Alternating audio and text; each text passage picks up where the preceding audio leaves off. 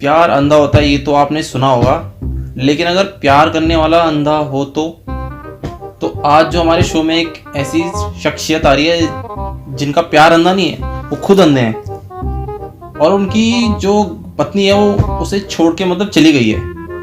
तो हमारे शो के माध्यम से ये कहना चाहते कि अब वो छोड़ के चले गए, वो दोबारा वापस ना आए, वो जहाँ है वो वहीं रहे। तो चलिए मिलते हैं हमारे बिल्लू भाई से, जो कि बहुत रोते रोते आए हैं हमारे शो में।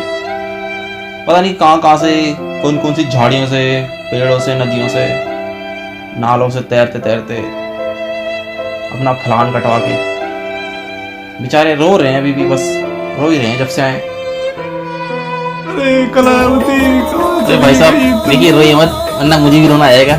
मेरा दिल भी बहुत छोटा है। हमने भी मन लेने के लिए भेजा था उन्हें, वो तो आज ये थे अपने घर में जा गई, बस गई। देखिए देखिए रोइए मत, मैं आपका दर्द समझ सकता हूँ, मैं समझ सकता हूँ आपका दर्द। अगर समझ सकते तो एक दर्द खोली देते, बहुत देर से छाती दर्द हो रही है। अच्छा भाई साहब आप भी रुलाइए मत। देखिए मेरा भी ख्याल कीजिए, मेरा दिल बहुत छोटा है। अगर आप ऐसे रोते रहेंगे तो मैं आपसे सवाल कैसे पूछूंगा, मैं आपकी मदद नहीं कर पाऊंगा फिर। तो चलिए आप मुझे ये बताइए कि आप दोनों की मुलाकात कैसे, कब और कहाँ हुई थी? मुलाकात तो ऐसी हुई कि एक दिन मैं रोड पे बैठ के भीख मांग रहा था, बस में से वो निकली और मेरे कटोरे में 2000 की लाल पत्ती रख दी। क्या इतनी बड़ी भीख दे दी आपको? 2000 रुपए? भीख नहीं, वो रोज मुझे 2000 के नोट देती थी और छुट्टे ले जाती थी, उसे छुट्टों की जरूरत पड़ती थी, तो इसके चक्कर में हम दोनों का प्यार हो गया। तो आप मुझे ये बताइए कि क्या आपकी शादी हो रखी थी? नहीं, हम लिविंग रिलेशन में रहते थे, खेतों में, गन्नों के खेतों में। तो आपने कभी लड़की के पिताजी से लड़की का हाथ नहीं मांगा क्या? नहीं, हाथ तो मांगा था मैंने उनके पिताजी से, पर उसके पिताजी ने मुझे घर में बुला के बोला अपनी बेटे का हाथ काट के मुझे दे दे। कह रहा ले तुझे इस हाथ की जरूरत थी तो तू उसे ले जा और मेरी बेटिया का साथ छोड़ दे। तो मैं वो हाथ लेके वहां से निकल गया। ओह इतना बेकार बाप, लड़की का हाथ ही काट दिया रिश्ते के चक्कर में।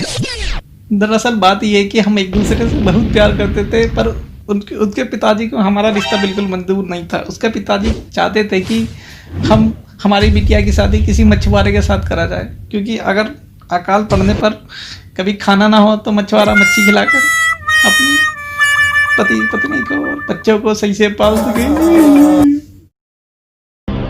अरे ये कैसा बाप है, ये तो बड़ा अजीब बाप निकला। तो आपको मच्छी पकड़ना नहीं आता था क्या बिल्लू भैया? हमें मच्छी पकड़ने नहीं आती थी, हमने बहुत कोशिश की मच्छी पकड़ने की, पर मच्छी पकड़ने नहीं आती थी। लास्ट प्रयास में हमने मच्छी की जगह सांप पकड़ी, जिन्हें हमारे कान के पीछे काट खाया हमें। 3 महीने हम कोमा में रहे, डीएमएस के बाहर दरी बिछा के। बाद में किसी ने बोला अरे ये सरकारी हॉस्पिटल नहीं, ये तो दूध की डेयरी है। तब जाके मुझे होश आया। बिल्लू भैया वैसे तो मुझे आपकी जिंदगी में बहुत ही कष्ट दिख रहे हैं, लेकिन मुझे इस कष्ट की घड़ी में ऐसा सवाल तो पूछना नहीं चाहिए, पर फिर भी पूछ लेता हूँ अपने फायदे के लिए, थोड़ी मेरी आंखें भी नम हो जाएं। तो अपने कुछ रोमांस की हंसी की लम्हे हैं मेरी कुछ बताइए, थोड़ा थोड़ा सा प्लीज। देखिए जी रोमांस तो हम ऐसा करते थे कि एक दिन मैं शराब पी के उसे अपनी कलावती को गन्ने के खेत में ले गया, और मतलब समझ नहीं आया कि कलावती कहाँ चलेगी, और मैं गन्ने में लगा रहा।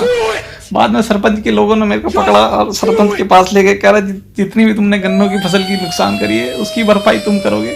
हमें यही नहीं पता चला हमारी कलावती कब निकल गई वहां से। हमने सारे गन्नों ही काम कर दिया। बिल्लू भैया मैं तो पहले ही कह रहा था आपको, बड़े मनहूस लग रहे हो आप, शक्ल से ही मनहूस हो।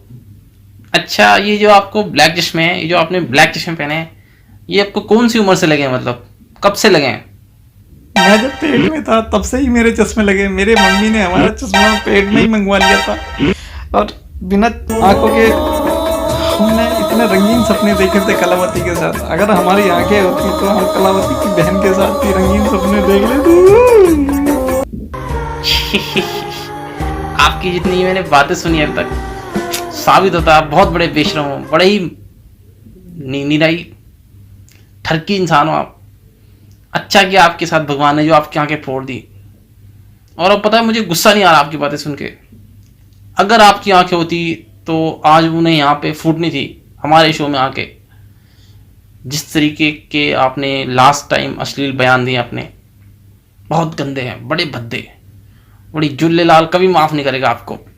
अरे बाबूजी माफ कर दो, माफ कर दो, अब नहीं बोलेंगे ऐसे, हम जैसे हैं वैसे ठीक है। बस एक आपसे गुजारिश है कि मेरी कलावती तक मेरा एक संदेश पहुंचा दो कि ये कलावती तू जहाँ भी है अपने बिल्लू भैया के अपनी बिल्लू पांडे के पास आ जा। हम तुम्हारा सपना देख रहे हैं और तुम्हारा कटा हुआ हाथ भी वो मेरे पास ही रखा है, अब हाथ से ही काम चलाना पड़ रहा है। देखिए बिल्लू जी, मैं नहीं चाहता कि मैं मुजरिम बनूं या मेरे हाथों कोई खून हो।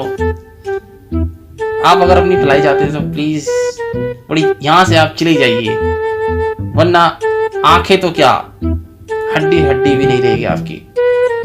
मुझे फालतू में जेल जाना पड़ जाएगा। प्लीज तशरीफ हटाइए आप अपनी। धन्यवाद आपका देखने के लिए। प्लीज कष्ट कीजिए थोड़ा, अंधों से बचे।